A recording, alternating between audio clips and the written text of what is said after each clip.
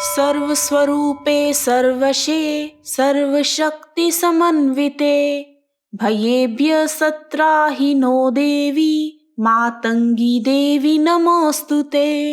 नमस्कार दोस्तों, आज मैं आप सभी के समक्ष गुप्त नवरात्रि के अवसर पर 10 महाविद्या में 9वीं महाविद्या मातंगी देवी की कथा प्रस्तुत कर रही हूँ। आइए शुरू करते हैं। जयकारा महामाई दा, बोल साचे दरबार की जय। जय माता दी। आदि शक्ति भगवती की उपासना बहुत पुराने समय से की जा रही है। 10 महाविद्याओं को 2 कुलों में विभाजित किया गया है।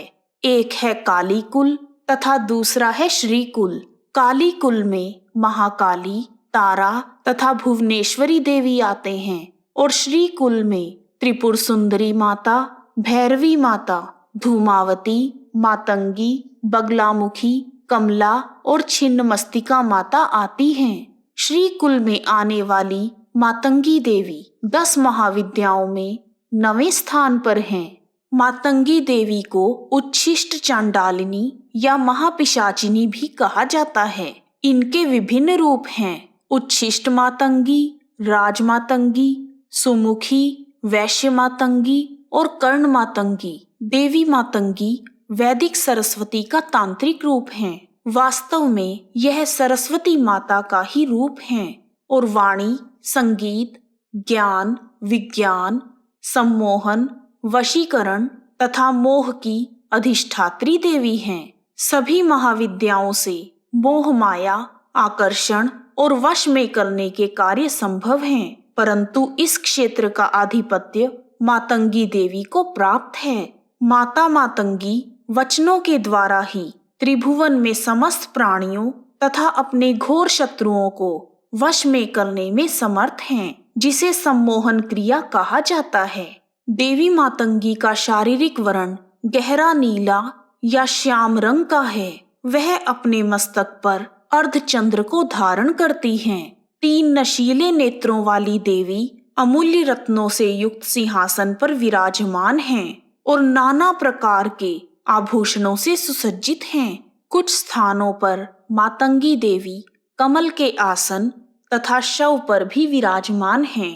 देवी मातंगी गुंजा के बीजों की माला को धारण करती हैं।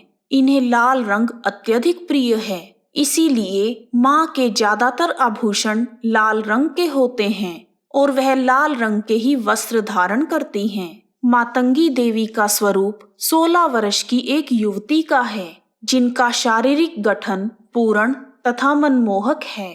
चतुर्भुजा मातंगी देवी अपने एक हाथ में वीणा तथा दूसरे हाथ में मानव खोपड़ी धारण करके रखती हैं और बाईं भुजाओं में खड्ग तथा अभय मुद्रा प्रदर्शित करती हैं। इनके आसपास पशु पक्षियों को देखा जा सकता है। सामान्य तौर पर माँ मातंगी के साथ शुक पक्षी रहते हैं। शुक का अर्थ है तोता।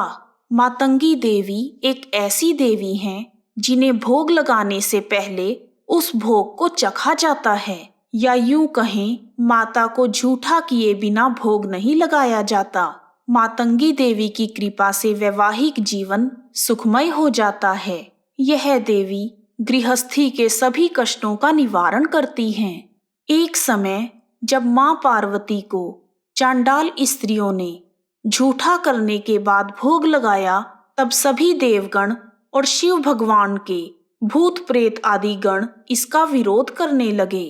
तब माता पार्वती ने चांडाल स्त्रियों की श्रद्धा को देखकर मातंगी का रूप धारण किया और उनके द्वारा चढ़ाई गई झूठन को ग्रहण किया। मातंगी देवी का स्वभाव बहुत ही दयालु है। यह देवी समता का प्रतीक है। ओम ह्रीं ए भगवती मतंगेश्वरी श्रीं स्वाहा।